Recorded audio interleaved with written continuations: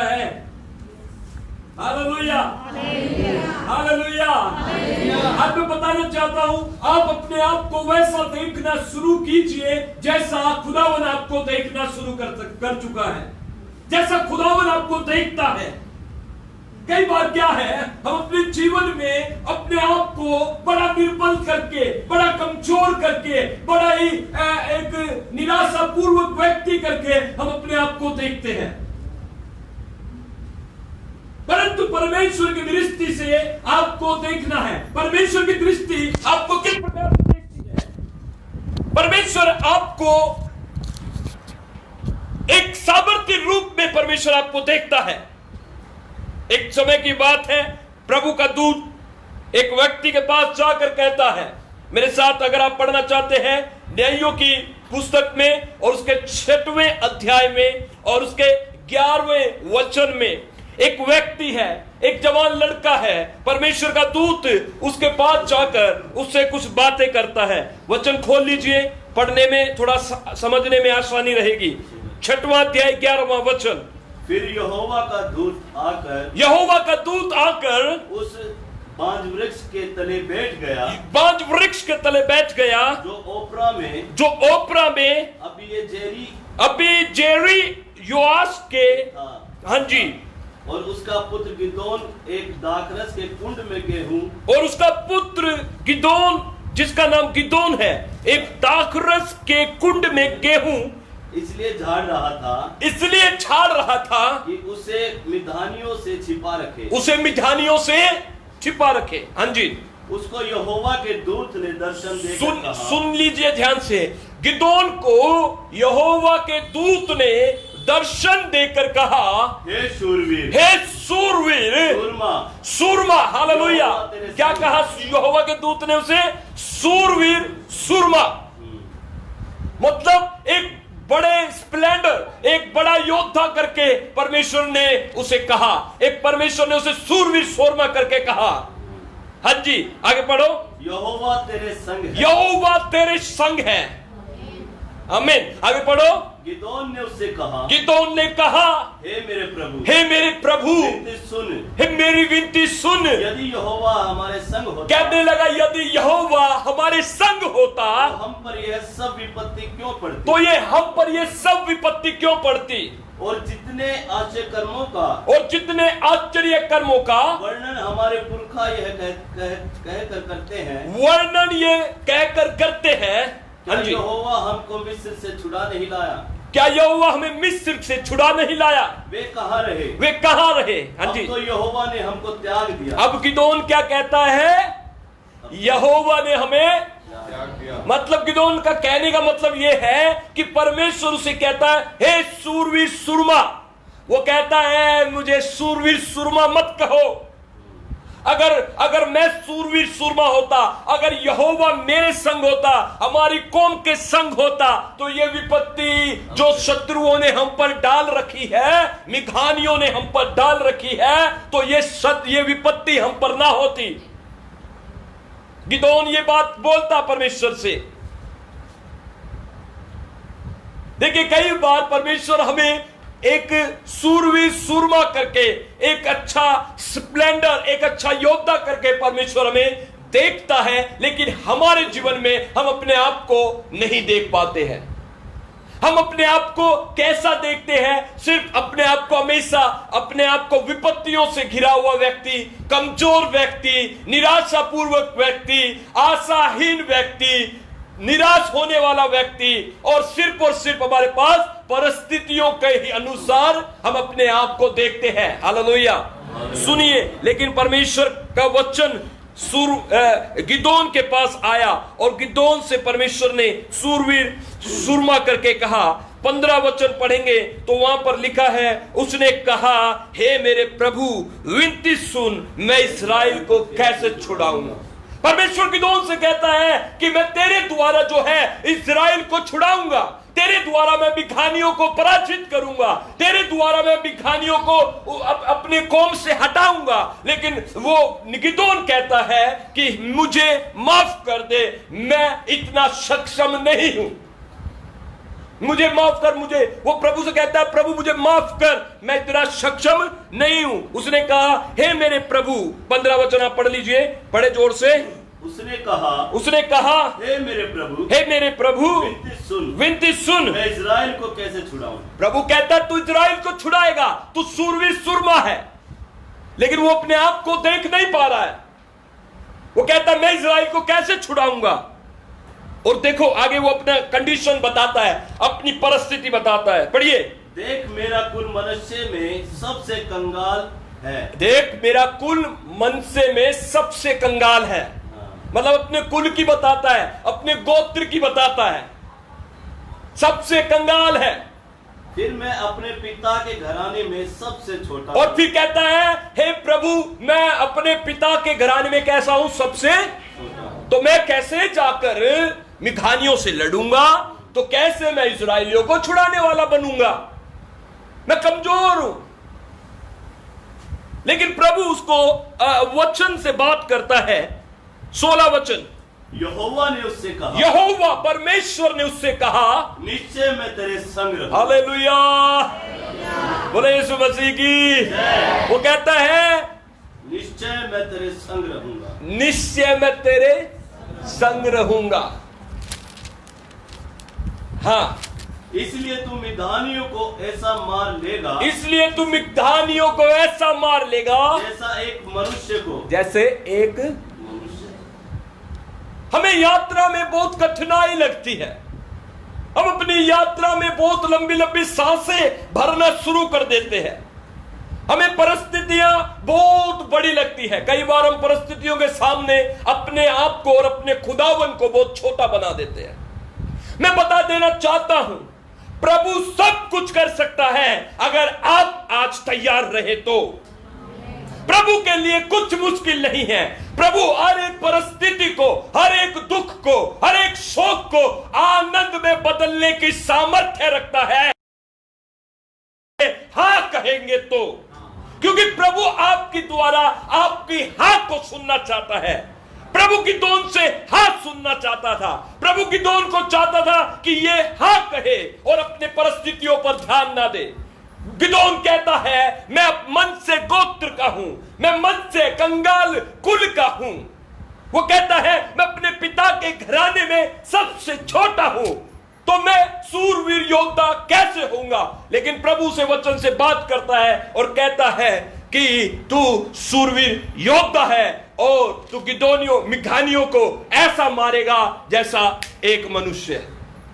Hallelujah, hallelujah, hallelujah. आज मैं आपको बता देना चाहता हूं कि जिस विषय को मैं आपके बीच में लाया हूं वो है आत्मिक युद्ध।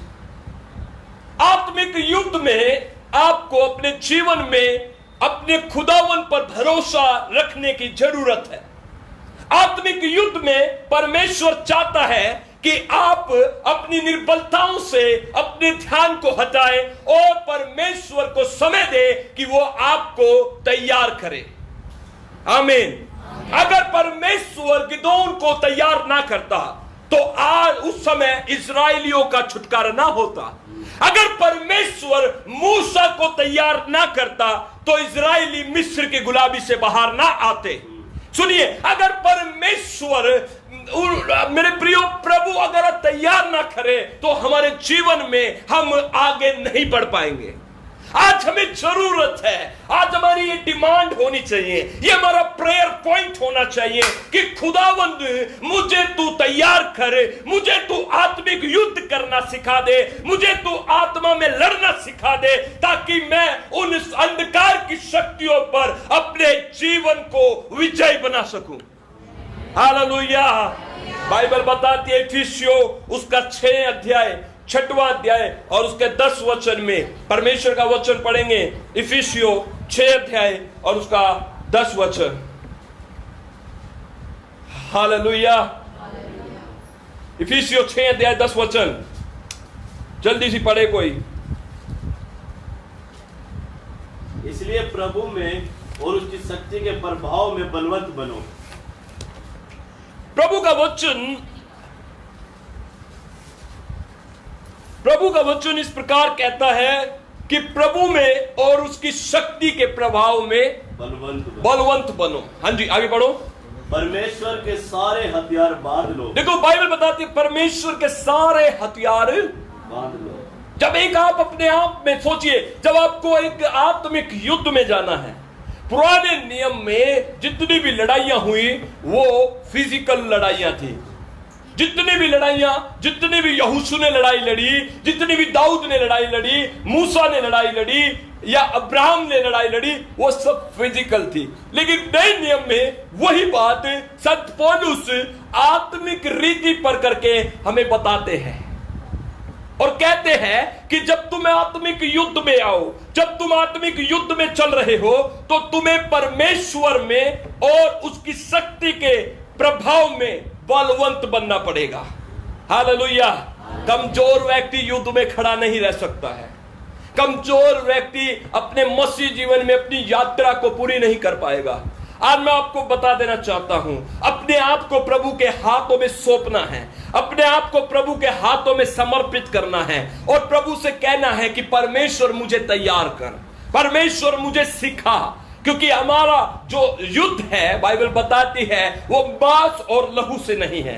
बाइबल बताती है हमारा युद्ध जो है मांस और लहू से नहीं है। 12 वचन पढ़िए वहां पर जल्दी सी। क्योंकि हमारा यह मल युद्ध, हमारा ये मल युद्ध लहू और मांस से नहीं, लहू और मांस से नहीं है, परंतु प्रधानों से है, और अधिकारियों से है, और इस संसार के अंधकार के, और इस संसार के अंधकार के हाकिमों से, और उस दुष्टता की आत्मिक सेनाओं से, दुष्टता की आत्मिक सेनाओं से, दुष्टता की आत्मिक सेनाओं से। अब याद रखिए जो बाइबल हमें बताती है 12 वचन में कि मेरा और आपका शत्रु जो है विजिबल नहीं है, इनविजिबल है। विजिबल नहीं है, इनविजिबल है, मतलब कि मेरा जो शत्रु है वो आत्मिक है। मेरे शत्रु को मैं अपने भौतिक जीवन से, भौतिक संसार से, संसार की रीति पर मैं उसे देख नहीं पाऊंगा और उससे लड़ नहीं पाऊंगा। इसलिए संत पौलुस इस प्रकार कहते हैं कि यदि तुम्हें आत्मिक युद्ध में जीतना है, संत पौलुस कहता है यदि तुम्हें आत्मिक युद्ध में अपने आप को जयवंत साबित करना है, तो तुम्हें प्रभु में और उसकी शक्ति के प्रभाव में बलवंत बनना पड़ेगा। Hallelujah, hallelujah, hallelujah. हर एक विश्वासी का जीवन आत्मिक युद्ध के लिए तैयार होना चाहिए। हर एक विश्वासी को अपने जीवन में इस बात को सोच लेना है कि मुझे आत्मिक युद्ध के लिए तैयार होना है। आत्मिक युद्ध आत्मा की बातों से लड़ा जाता है। एक समय की बात है जब दानियल जो है प्रार्थना कर रहा था, दानियल को एक भारी दर्शन हुआ और उस दर्शन को देखकर दानियल बहुत घबरा गया। उस दर्शन को देखकर दानियल बहुत व्याकुल हो गया। आप निकालिए मेरे साथ दानियल की पुस्तक, उसका 10वां अध्याय और उसका हम 2 वचन पढ़ेंगे। प्लीज जो कोई भी जल्दी से निकाले और पढ़े। मैं बता देना चाहता हूं, if you are not ready, अगर आज आप तैयार नहीं होंगे अपने आत्मिक जीवन को स्टैब्लिश करने के लिए, देखिए मैं 2 तरीके के लोगों से आज बात करना चाहता हूं। कुछ लोग कह सकते हैं कि मैं अपने आत्मिक जीवन में तैयार हूं, मैं स्ट्रांग हूं। कुछ लोग कमजोर हो सकते हैं। देखिए चर्च में 2 तरीके के लोग होते हैं। कुछ लोग आत्मिक स्तर पर स्ट्रांग होते हैं और कुछ लोग वीक होते हैं। तो स्ट्रांग जो है अपने आत्मिक क्षेत्र में, मैं उन्हें बताना चाहता हूं कि अपनी आत्मा की बातों को मेंटेन करें। स्ट्रांग लोगों को बोलना चाहता हूं, मेंटेन करे अपनी प्रार्थना को, मेंटेन करे अपने उपवास को, मेंटेन करे वचन को पढ़ने को, मेंटेन करे ताकि शैतान की कोई भी युक्ति उसमें ना आ जाए। हालेलुया। कमजोर लोगों को, जो कमजोर है आत्मा के क्षेत्र में, मैं उन्हें बता देना चाहता हूं, रोज अपने आप को प्रभु की प्रेजेंस से भरे, रोज अपने आप को तैयार करने के लिए प्रभु को सौंप दे। क्योंकि हम जिस स्थान पर खड़े हैं वो स्थान जो है आत्मिक युद्ध के बारे में हमें सिखाता है। प्रभु हमें आत्मा में युद्ध करना सिखाता है, प्रभु हमें जयवंत होना सिखाता है। लेकिन आज हमें उन बातों पर मन लगाना है। यदि हम मन नहीं लगाएंगे तो हम अपने आत्मिक दुनिया में हार जाएंगे, और जब हम आत्मा में हार गए, याद रखिए भौतिक संसार में भी आप कभी भी खुश नहीं रह पाएंगे। सुन रहे मेरी बात को? एक समय की बात है, दानियल के बारे में हम पढ़ेंगे। दानियल 10 अध्याय उसका 2 वचन। हाँ जी, पढ़िए।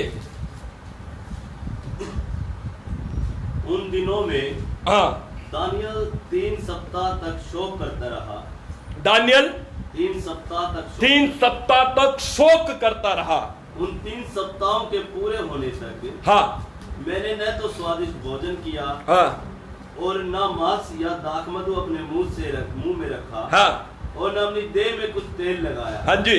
फिर पहले महीने के 24वें दिन को जब मैं हिदकेल नामक नदी के तट पर था, हाँ तब मैंने आंखें उठाकर देखा कि सन का वस्त्र पहने हुए हाँ और उफाज देश के कुंदन से कमर बांधे हुए हाँ एक पुरुष खड़ा है। हाँ उसका शरीर फिरोजा के समान, हाँ उसका मुख बिजली का समान, हाँ उसकी आंखें जलते हुए दीपक की सी, हाँ और उसकी बाहें और पांव चमकाए हुए पीतल के से, हाँ और उसके वचनों का शब्द भीड़ों के शब्द का सा था। हाँ। उसको केवल मुझ दानियल ही ने देखा। उसको केवल मुझ दानियल ने देखा। हाँ जी, आगे। और मेरे संगी मनुष्यों को और मेरे संगी मनुष्यों को उसका कुछ दर्शन न मिला। परंतु वे बहुत ही थरथराने लगे। परंतु वे बहुत ही थरथराने लगे और छिपने के लिए भाग गए। और छिपने के लिए क्या हो गए? भाग गए। आगे पढ़ो। तब मैं अकेला रहकर तब मैं दानियल अकेला रहकर अद्भुत दर्शन देखता रहा। अद्भुत दर्शन देखता रहा। इससे मेरा बल जाता रहा। और जो वो दर्शन वो देख रहा था, उससे दानियल का बल जो है उसके शरीर से निकल गया। इतना भारी दर्शन जो है दानियल ने देखा, जिसकी वजह से उसका बल जाता रहा, उसका शरीर मुर्दा सा हो गया, उसके अंदर की ताकत निकल गई और वो जमीन पर मुंह के बल गिर गया। अब आपको मैं बता देना चाहता हूं, इस दशा में दानियल ने ना तो कुछ खाया और ना कुछ स्वादिष्ट भोजन चखा और ना अपने शरीर पर तेल मला। वो एक मृतक मनुष्य के समान सा हो गया। उसके अंदर का शरीर का बल खत्म हो गया, घुटनों का बल खत्म हो गया, शरीर के अंदर का जो शक्ति थी वो खत्म हो गई और दुर्बल मनुष्य के समान हो गया। और 3 सप्ताह तक वो शोक करता रहा।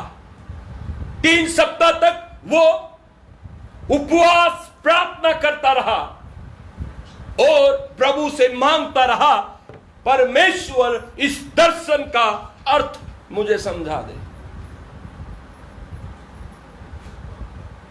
हेलो।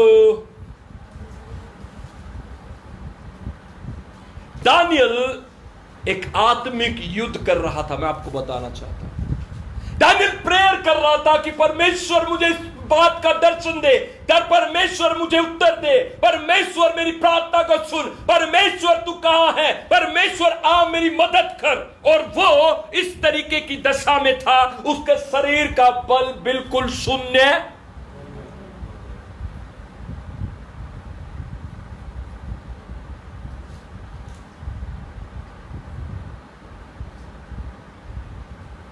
आठ वचन।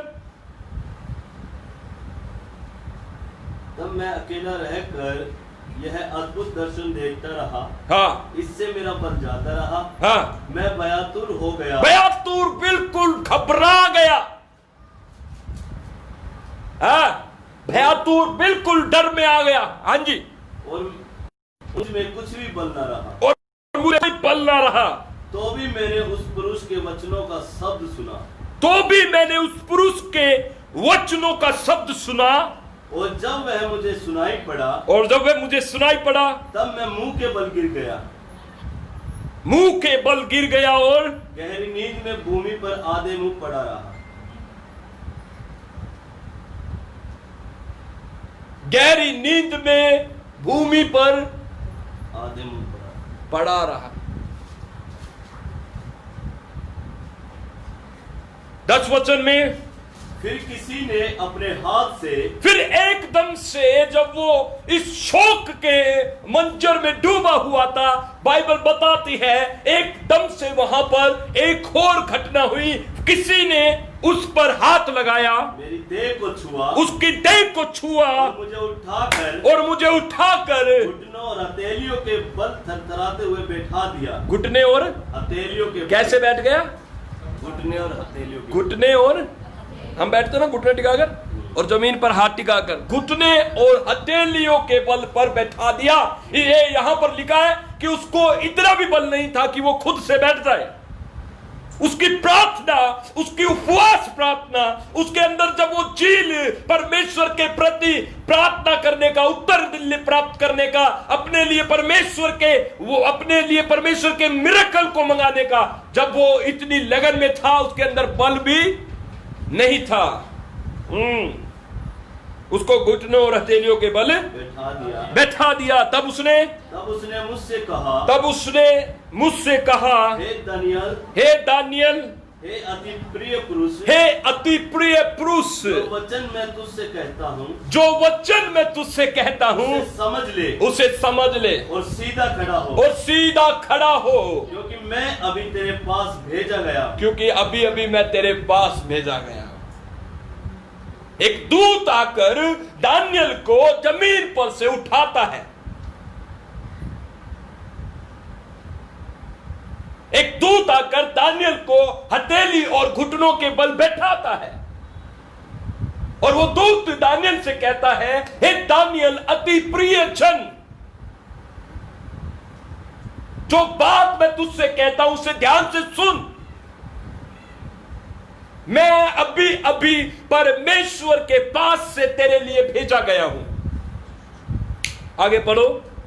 जब उसने मुझसे यह वचन कहा, तब मैं खड़ा तो हो गया, तब मैं सीधा खड़ा तो हो गया, परंतु मैं थरथराता रहा। जी आगे पढ़ो। फिर उसने मुझसे कहा, हे दानियल मत डर, क्योंकि पहले ही दिन को, देखिए दूत उसको, अब उस दूत जो है परमेश्वर की तरफ से आया हुआ दूत, अब उसको वो बातें बताता है कि प्रार्थना का उत्तर आने में देर क्यों हो गई।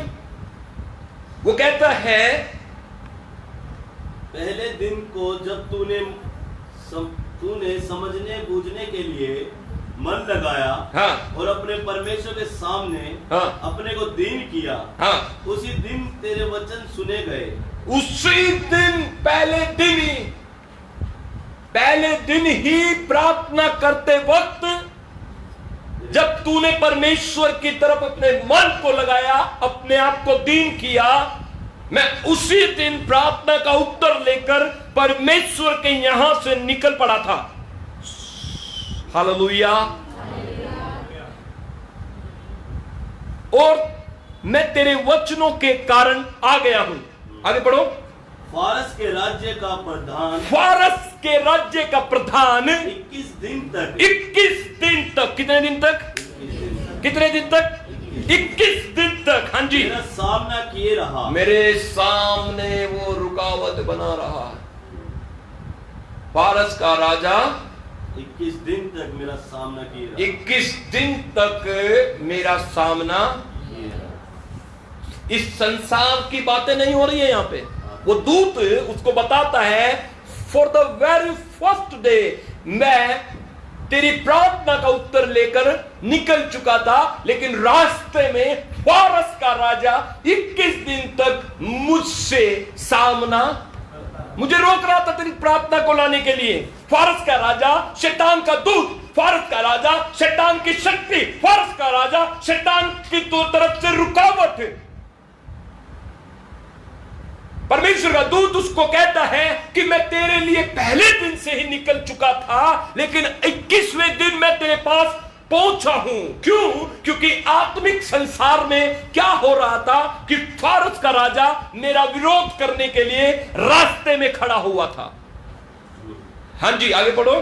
परंतु मिकाएल जो मुख्य प्रधानों में से है, जब वहां पर वो रुकावट बनकर खड़ा था, तेरी प्रार्थनाओं को क्या है, वो यहां पर पहुंचने के लिए रुकावट बनकर खड़ा था, तो परमेश्वर ने मेरी सहायता करके स्वर्ग से मिकाएल स्वर्गदूत, जोर से कहे मिकाएल स्वर्गदूत, जोर से बोले मिकाएल स्वर्गदूत, जो मुख्य प्रधानों में से है, बोले जो मुख्य प्रधानों में से है, स्वर्गदूतों के ऊपर स्वर्गदूत है, बोले स्वर्गदूतों के ऊपर मिकाएल स्वर्गदूत, ठीक है, उसको परमेश्वर ने मेरी सहायता करने के लिए भेजा। आमीन, हालेलुया। उसको परमेश्वर ने मेरी सहायता करने भेजा, और मैं मेरी सहायता के लिए आया, और वो मेरी सहायता के लिए आया, इसलिए मैं फारस के राजाओं के पास रहा। ओह हालेलुया, हाँ जी, इसलिए मैं फारस के राजाओं के पास रहा। 21 दिन तक वहां पर मल्लयुद्ध होता रहा, 21 दिन तक वहां पर वैर विरोध होता रहा, 21 दिन तक वहां लड़ाई होती रही, और यहां पर दानियल जो था अपनी प्रार्थना में लगातार था। बोलो हालेलुया, बोलो हालेलुया। दानियल अपनी प्रार्थना कर रहा था, दानियल परमेश्वर के साथ बातचीत कर रहा था, दानियल का उपवास प्रार्थना बढ़ रहा था, और वहां पर उसकी प्रार्थनाओं का उत्तर प्राप्त होने के लिए आत्मिक संसार में दानियल की प्रार्थना का उत्तर प्राप्त करने के लिए युद्ध हो रहा था। सुनिएगा मेरी बात को, जब हमारी प्रार्थना प्रभु के पास पहुंचती है, जब हम प्रार्थना में बढ़ना शुरू करते हैं, जब हम अपनी आत्मिक जीवन में उठना शुरू करते हैं, बाइबल बताती है जब दानियल के अंदर बल नहीं रहा था, तब दूत ने आकर उसे हथेली और घुटनों के बल बैठा दिया, और उससे कहा कि पहले दिन से ही मैं तेरी प्रार्थना का उत्तर लेकर तेरे पास आना चाहता था, लेकिन फारस का राजा रास्ते में मेरे सामने विरोध करने लगा। शैतान की शक्ति, उसकी प्रधानताएं, उसके प्रिंसिपैलिटीज, वो मेरे सामने आकर रुकावट बनकर खड़ी हो गई। लेकिन मैंने तेरी प्रार्थनाओं की वजह से, तेरी उपवास प्रार्थनाओं की वजह से, मैंने परमेश्वर की ओर से एक नया सहायक प्राप्त किया, और मिकाएल स्वर्गदूत ने आकर फारस के राजा को वहां पर पराजित कर दिया, उसको हरा कर हम तेरी प्रार्थना का उत्तर लेकर आए। Hallelujah, hallelujah. मेरे प्रियो, जब आप प्रार्थना के लिए खड़े होते हैं, जब आप अपने आत्मिक संसार को ठीक करने की कोशिश करते हैं, जब आप अपनी प्रार्थनाओं को ठीक करने की कोशिश करते हैं, शैतान अपनी सेना को आपके लिए तैनात कर देता है, शैतान अपनी सेना को आपके लिए खड़े कर देता है, वो अपनी सेना को आपके विरुद्ध में खड़ी कर देता है। मैं बता देना चाहता हूं, अगर आप मजबूत रहे, अगर आप स्ट्रॉन्ग रहे, अगर आपकी प्रार्थना में, आपके विश्वास में, आपके आत्मिक जीवन में अगर आप स्ट्रॉन्ग रहे, डेफिनेटली परमेश्वर आपको जयवंत करेंगे यीशु मसीह के नाम में, जयवंत करेंगे यीशु मसीह के नाम में। आज जैसे हम इस महीने के आखिरी दिनों में हैं, आज 30 है ना, कल 31 है, उसके बाद हमारे पास न्यू मंथ होगा। आज मैं आपके ऊपर ये घोषणा करता हूं, आप जयवंत होकर उस महीने में प्रवेश करो यीशु मसीह के नाम में।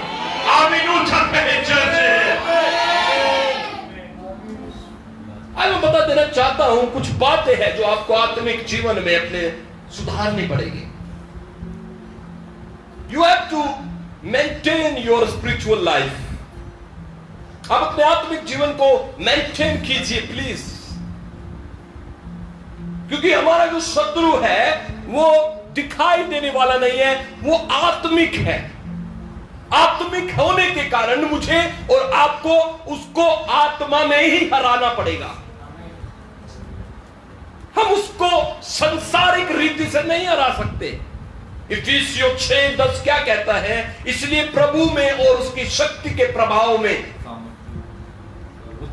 प्रभु में और उसकी शक्ति के प्रभाव में सामर्थी बनो, बलवंत बनो, क्योंकि आप कमजोर रहकर बड़ी आशीषों तक नहीं पहुंच सकते हैं। चर्च, खुशी की बात यह है कि प्रभु हमें योग्य बनाने के लिए तैयार है। आमीन। गिदोन ने कहा, मैं तो एक कंगाल से कुल का और अपने पिता के घर का एक छोटा सा लड़का हूं, लेकिन प्रभु उसको क्या कह रहा था? सूरवीर सूरमा। हे सूरवीर सूरमा, यहोवा तेरे संग है और उसने तुझे चुन लिया है और तू एक चुनौती का कारण हो। आपको नहीं पता परमेश्वर आपके ऊपर दृष्टि लगाए हुए है। आपको नहीं पता परमेश्वर आपको सामर्थ्य बनाना चाहता है। आप कौन है, कहां से है, क्या आपका बैकग्राउंड है, आप कौन सी जाति के हैं, कौन से समाज से है, कोई फर्क नहीं पड़ता है। परमेश्वर की तरफ ध्यान देने वाले लोग परमेश्वर उनको तैयार करता है। आज परमेश्वर से आपको कहना है कि प्रभु मुझे तैयार कर ताकि मैं तेरे कामों को अपने जीवन में देख पाऊं। हालेलुया। अब कौन है, छोटे हैं, बड़े हैं, लड़का है, लड़की है, प्रभु इस चीज के बारे में नहीं सोचेगा। जब प्रभु को आप समय देंगे और अपने ध्यान प्रभु की ओर लगा कर रखेंगे और आत्मा के क्षेत्र में बढ़ने का भूख और प्यास रखेंगे, मैं बता देना चाहता हूं, बाइबल बताती है तेरे निकट 1000 और तेरी दाहिनी ओर 10,000 गिरेंगे, परंतु वो तुझे छू ना पाएगा। जोर से हाथ उठा कर गए, परमेश्वर मैं तैयार हूं, मुझे तैयार कर।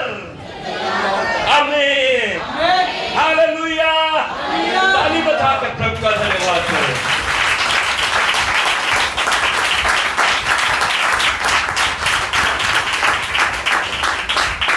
आज मैं उत्साहित करना चाहता हूं, खुदावन कभी नहीं बदलता है।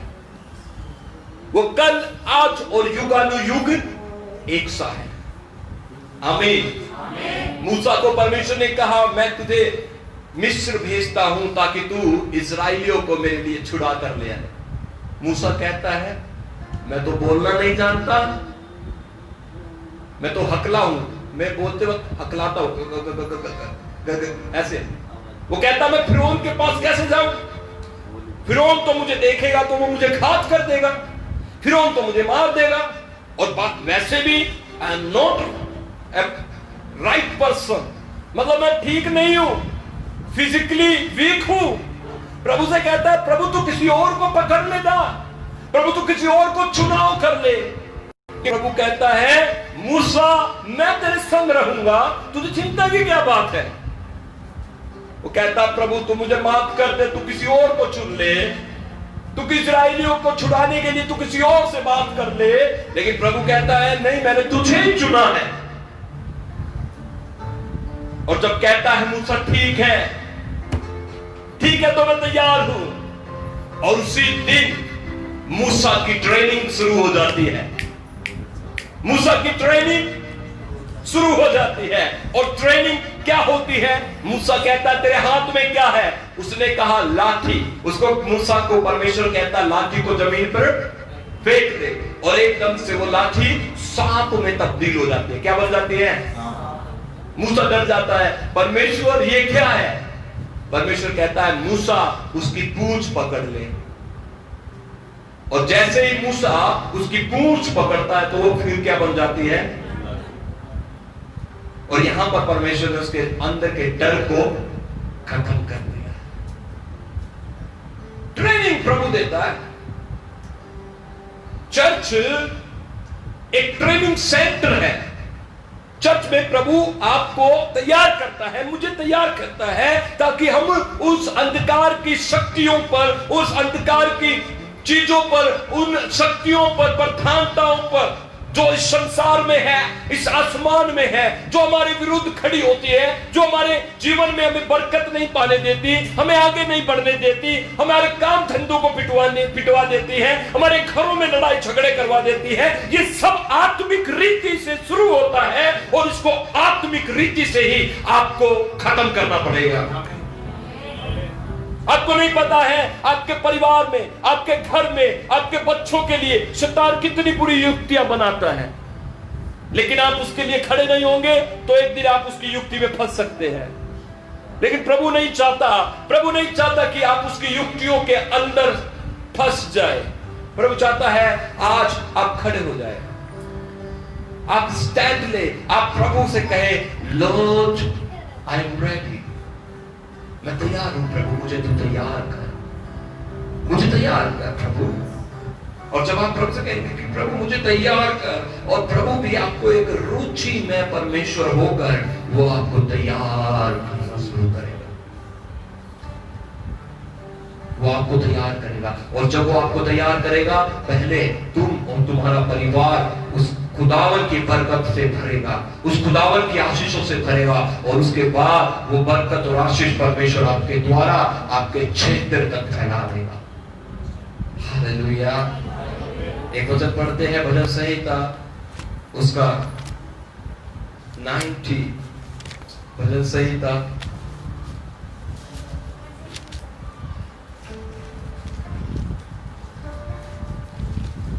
क्या आप आशीष पा रहे हैं चर्च?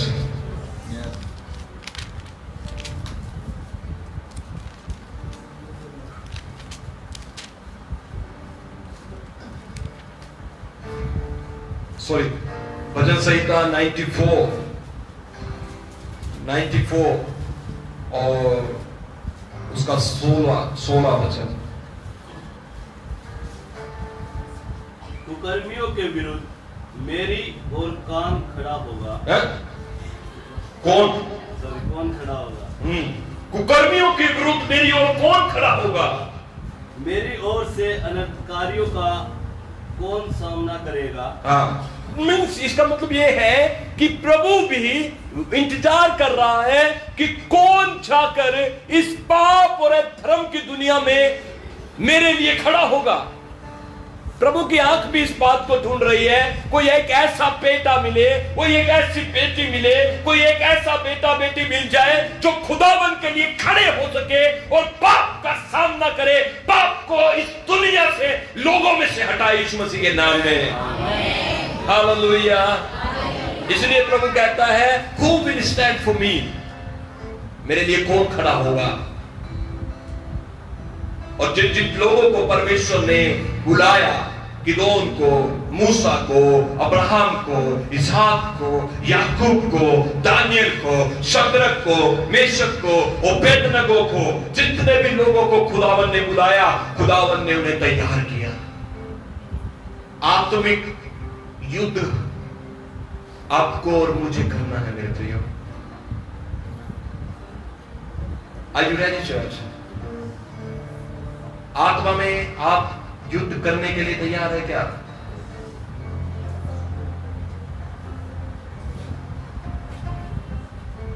प्रभु कहता है, इसलिए परमेश्वर के सारे हथियार पहन लो। इफिसियों में पढ़ो एक बार 6 अध्याय का 12 वचन। इसलिए परमेश्वर के सारे हथियार पहन लो। 11 वचन से पढ़े, 6 का 11।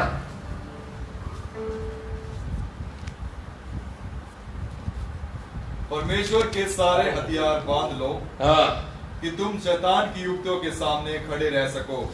देखिए बाइबल बताती है आपको और मुझे परमेश्वर के सारे हथियारों को बांधना है। ये सिर्फ एक ही व्यक्ति के लिए नहीं है। आज चर्च जितने लोग आप यहां पर है, ये सब के लिए है। परमेश्वर के सारे हथियार बांध लो कि तुम शैतान की युक्तियों के सामने खड़े रह सको। क्योंकि हमारा ये युद्ध मांस और लहू से नहीं, परंतु प्रधानों से, अधिकारियों से और इस संसार के अंधकार के हाकिमों से और उस दुष्ट की आत्मिक सेनाओं से है जो आकाश में है। 13 वचन। इसलिए परमेश्वर के सारे हथियार बांध लो कि तुम बुरे दिन में सामना कर सको और सब कुछ पूरा करके स्थिर रह सको। इसलिए सत्य से अपनी कमर कसकर और धार्मिकता की झिलक पहनकर और पांव में मेल के सुसमाचार की तैयारी के जूते पहनकर और इन सब के साथ विश्वास की ढाल लेकर स्थिर रहो, जिससे तुम उस दुष्ट के सब चलते हुए तीरों को बुझा सको। 17 वचन एक साथ पूरा चर्च पढ़ेगा। 1 2 3 गो। और उद्धार का तोप और आत्मा की तलवार जो परमेश्वर का वचन है ले लो। ठीक है, उद्धार का तोप और आत्मा की हमारे हथियार दिखाई दे रहे हैं आपको। उद्धार का तोप और आत्मा की और आगे लिखा है वहां पर आत्मा की तलवार जो परमेश्वर का। आत्मा की तलवार क्या है? परमेश्वर का। जब आप आत्मिक युद्ध कर रहे हैं तो याद रखिएगा कि वचन पर आपका ज्यादा ध्यान होना चाहिए। ठीक है, परमेश्वर का वचन जो है हमारी तलवार, उसको क्या कहता है वचन? ले लो। उसको कहता है ले लो। और 18 वचन में लिखा है हर समय और हर प्रकार से आत्मा में प्रार्थना और विनती करते रहो और इसीलिए जागते रहो कि सब पवित्र लोगों के लिए लगातार विनती किया करो। ठीक है, परमेश्वर का वचन कहता है, परमेश्वर का वचन जो तलवार है उसे ले लो और हर समय आत्मा में प्रार्थना किया करो। हमें हालेलुया। और प्रभु का वचन यह भी कहता है उन लोगों के लिए भी प्रार्थना करो जो परमेश्वर का काम पहले से ही कर रहे हैं। Hallelujah hallelujah.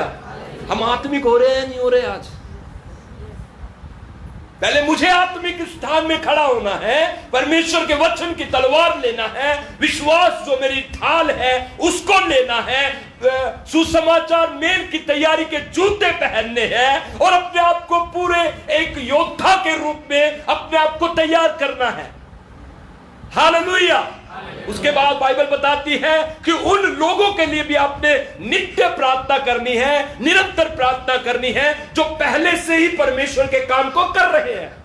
कौन कर रहा है? बोलो पास्टर जी कर रहे हैं, उसके लिए भी रोज प्रार्थना करनी है। हालेलुया। किसके लिए प्रार्थना करनी है? बोलो पास्टर जी रोज आपके लिए मैं रोज प्रार्थना करनी है। आमीन। हालेलुया। ये कहते हैं आत्मिक युद्ध, इसको कहते हैं आत्मिक युद्ध। आपको किसी से लड़ना नहीं है। मेरा शत्रु यहां नहीं है, मेरे शत्रु मांस और लहू में नहीं है, मेरा शत्रु इस आकाश में घूमने वाली आत्मिक सेनाओं से है। मेरा शत्रु आत्मिक से है, तो उसको मुझे आत्मिक रीति आत्मिक